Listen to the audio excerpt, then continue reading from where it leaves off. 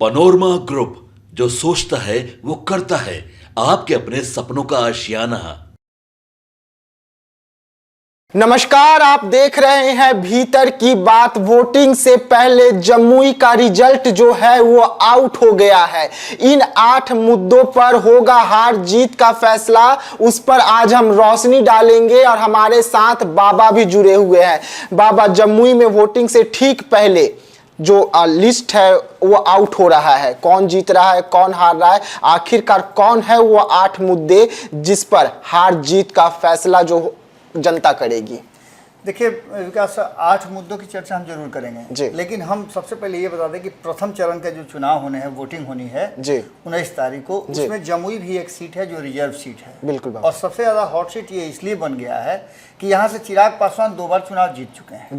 चिराग पासवान कौन है ये बताने की जरूरत नहीं है। जी बिल्कुल। रामविलास पासवान जो वर्तमान में कहे जाते थे अम्बेडकर, उनके वो एक तरह समझिए कि अनुयायी के रूप में काम कर रहे थे।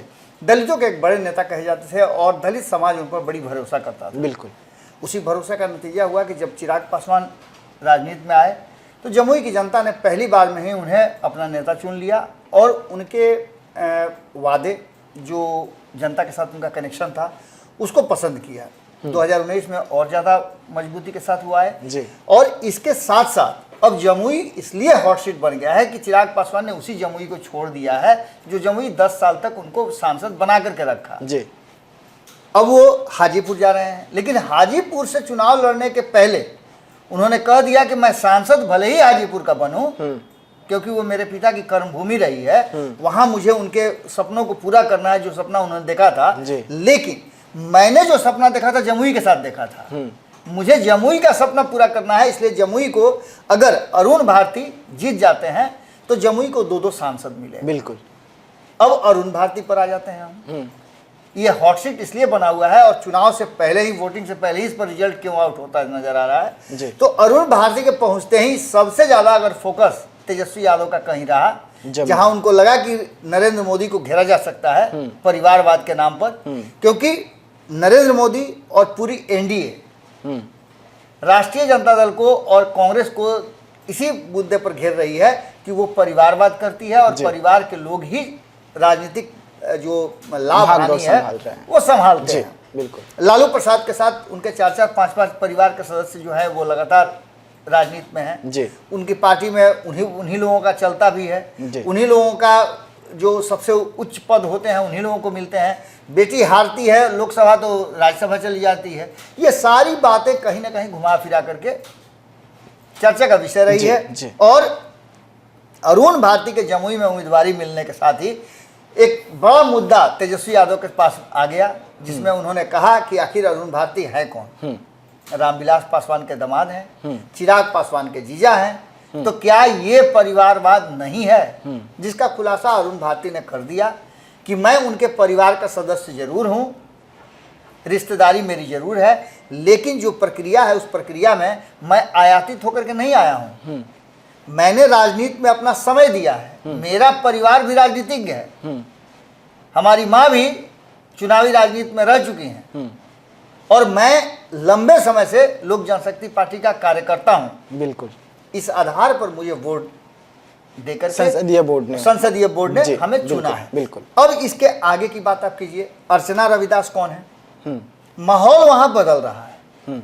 माहौल इसलिए बदल रहा है कि वहां के दलित समाज के लोग जो निर्णायक भूमिका में हैं, जो अन्य पिछड़ा वर्ग जो निर्णायक भूमिका में है, अन्य जो अति पिछड़ा वर्ग है निर्णायक भूमिका में है, वो सीधे तौर पे कहते हैं कि अर्चना रविदास एक यादव परिवार की बहू है, इसलिए उनको वोट देने के लिए, उनको चुनाव में खड़ा करने के लिए लालू प्रसाद ने मौका दिया है, वरना उनके और कार्यकर्ता बहुत सारे थे।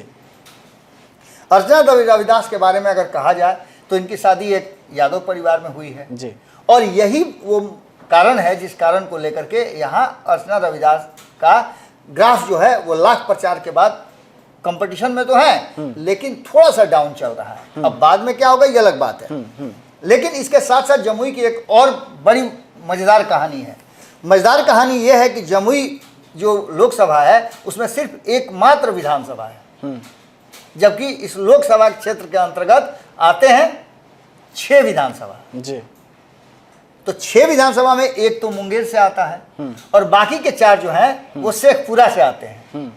तो इसका भी एक महत्व है, इसीलिए आपने देखा होगा कि चिराग पासवान ने चाहे वो मुंगेर हो, चाहे शेखपुरा हो या जमुई हो, सभी जगह के लोगों को एक जगह इकट्ठा किया है। बिल्कुल बिल्कुल। अब इसके आगे हमने जो ये कहा था कि आखिर वो 8 मुद्दे कौन हैं, तो चिराग पासवान जब 2014 में यहाँ सांसद बने थे तो उन्होंने कई ऐसे मुद्दे रखे थे, कई ऐसी बातें कही थी और जमुई के सांसद के रूप में उन्होंने बिहार फर्स्ट, बिहारी फर्स्ट का एक नारा भी दिया था जी।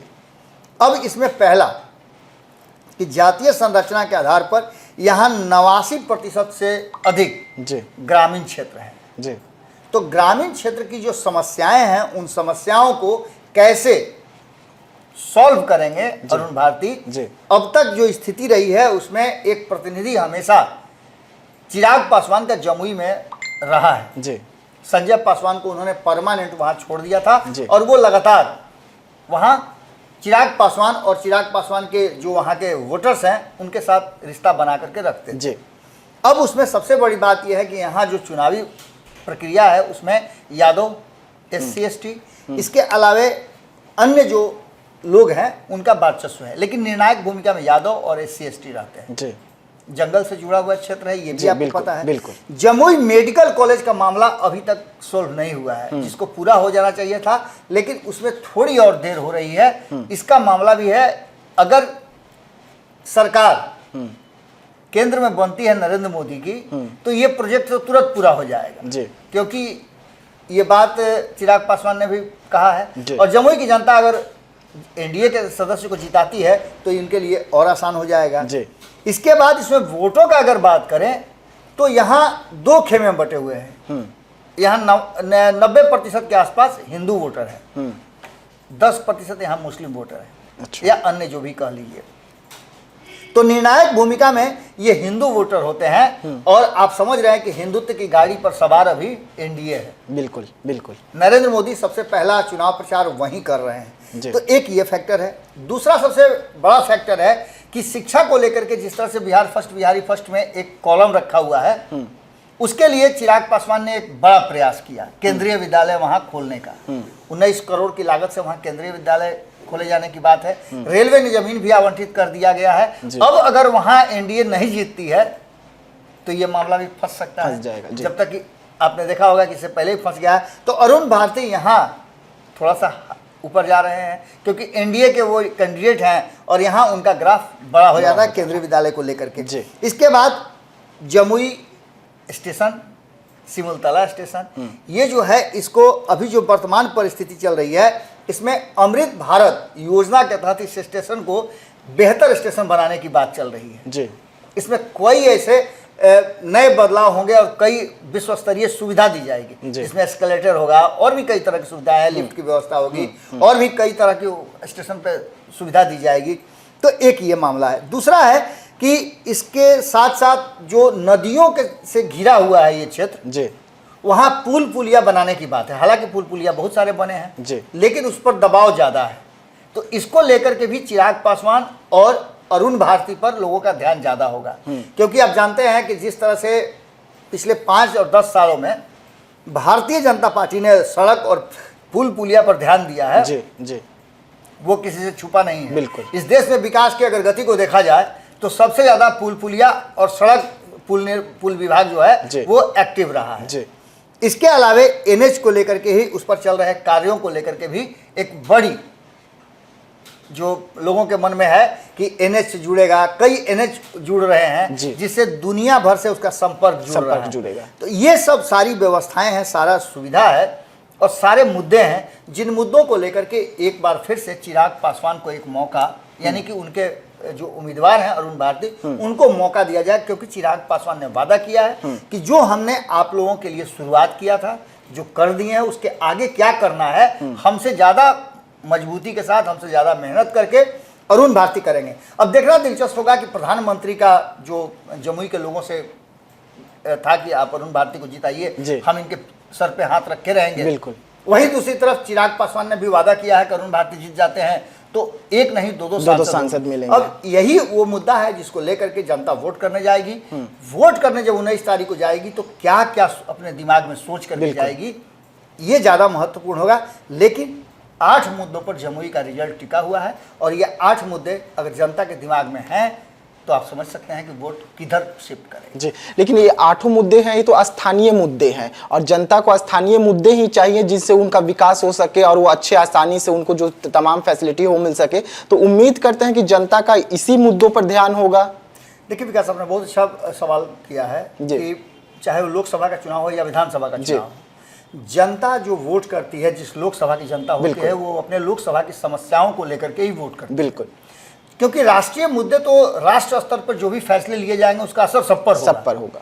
लेकिन उसके क्षेत्र के लिए उसके सांसद क्या कर पाएंगे और जो केंद्र में बैठे हुए शीर्ष पद पर लोग हैं वो उनके साथ कितना ज्यादा कम्युनिकेट कर पाते हैं, ये ज्यादा महत्वपूर्ण है। और पिछले 10 साल में तो हम यही देख रहे हैं कि अगर डबल इंजन की सरकार की जो बात होती है उसमें यही होता है कि आप देख लीजिए कि चाहे वो सांसद किसी अन्य पार्टी के एनडीए के रहे हों, उनके क्षेत्रों में जाकर के आप देख लीजिए बिल्कुल कितना विकास हुआ है।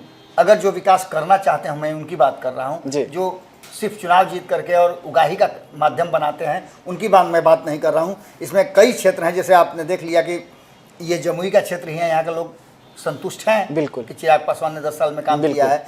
ऐसे ही कई ऐसे क्षेत्र हैं, हमने एक सर्वे किया था कटिहार में भी जी, वहाँ भी देख लीजिए कि वहाँ के सांसद हैं जदयू के, वहाँ भी काम हुआ है जी। और जमुई की जनता के दिमाग में ये भी रहेगा कि जब प्रधानमंत्री नरेंद्र मोदी मंच से चिराग पासवान को अपना छोटा भाई बताए थे, तो जनता को ये भी पता होगा कि प्रधानमंत्री नरेंद्र मोदी जब छोटा भाई बता दिए तो जमुई का विकास अगर कोई अच्छे और बेहतर तरीके से कर सकता है तो इस वक्त चिराग पासवान है, क्योंकि डायरेक्ट उनका प्रधानमंत्री नरेंद्र मोदी से बातचीत होता है और हनुमान माने जाते हैं। बिल्कुल, आप देख लीजिए, एक चीज़ तो पक्का है कि नरेंद्र मोदी अगर आप बेहतर काम करते हैं तो आपको इनाम भी देते हैं, और अगर आप सही काम नहीं करते हैं तो आपको फटकार भी देते हैं। ये दोनों बात नरेंद्र मोदी करते हैं। यही कारण है कि नरेंद्र मोदी का जो ग्राफ है वो बढ़ा हुआ रहता है।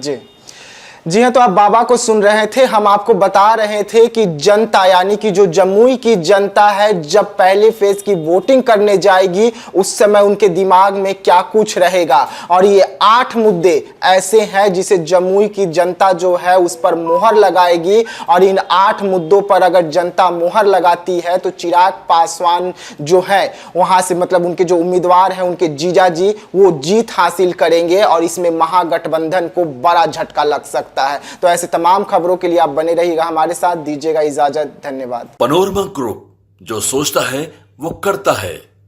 अगर ये वीडियो पसंद आई और वह बिहार के राजनीति और बिहारियत से सरोकार रखेनी तो सब्सक्राइब बटन दबा के चैनल के सब्सक्राइब कर ली।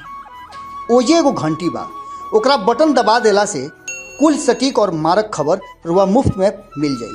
अगर रुआ पत्रकारिता के हमनी के नया प्रयोग में सहयोग कर चाहतानी तो ज्वाइन बटन दबा दी। पेटीएम नंबर नोट कर ली 9386816700। धन्यवाद।